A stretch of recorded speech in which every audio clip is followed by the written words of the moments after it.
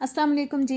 Welcome to my YouTube channel cooking with Fasiha Rizwan. आज मैं बना रही हूँ आपके लिए टॉर्टिला ब्रेड की रेसिपी, जिससे आप आसानी से डिफरेंट टाइप के रैप्स घर पे बना सकते हैं।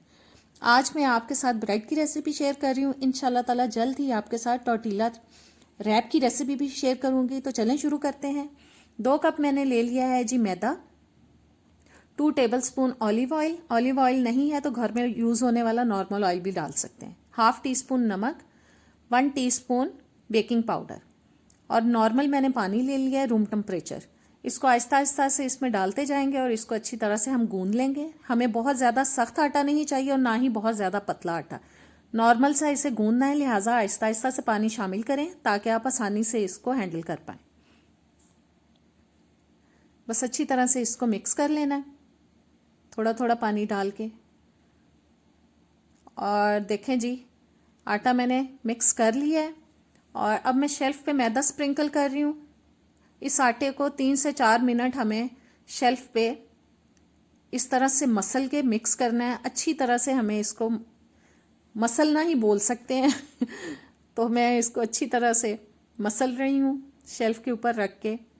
और ये आटा अच्छे से गूंद चुका है। इसको अब हमें आधे घंटे के लिए रेस्ट देना है। किसी बर्तन में रखें और ऊपर से आप क्लिंग शीट से भी इसको कवर कर सकते हैं और किसी कपड़े से भी। और आधा घंटा गुजर चुका है। अब मैं इसके पेड़े बना रही हूँ। मैं थोड़ा सा बड़ा पेड़ा ले रही हूँ क्योंकि मुझे रैप्स तैयार करने हैं बच्चों के लिए। उसके लिए मुझे थोड़ी बड़े साइज़ की रोटी की ज़रूरत है। आप चाहें तो छोटा साइज़ भी रख सकते हैं।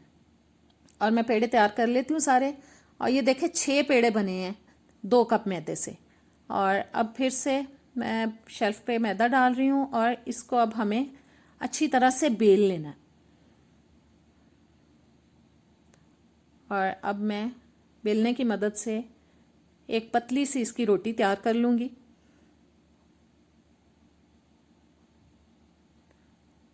और ये देखें मैंने रोटी तैयार कर ली है। मोटी रोटी नहीं है, बहुत पतली है। तवा गरम कर लिया है मैंने और अब इसको हम डाल देते हैं तवे पे।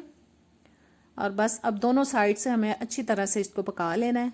मीडियम लो हीट पे पका रही हूँ, बहुत तेज़ आंच पे नहीं पका रही इसको और ना ही मीडियम पे पका रही हूँ। मीडियम लो हीट पे मैं इसको सेक रही हूँ। और ये देखें इस साइड से बहुत अच्छी तरह से पक चुकी है। अब दूसरी साइड से भी पका लेते हैं इसको। थोड़ा सा प्रेस करते जाएंगे ताकि अच्छी तरह से सिक जाए, कच्ची ना रहे। और ये जी हमारी टॉर्टिला ब्रेड हो चुकी है तैयार। बहुत आसान रेसिपी है, आसानी से आप घर पे इसको बना सकते हैं और बच्चों को मज़ेदार से रैप्स तैयार करके दें इससे। अब इजाज़त चाहूँगी, नेक्स्ट वीडियो में मिलेंगे।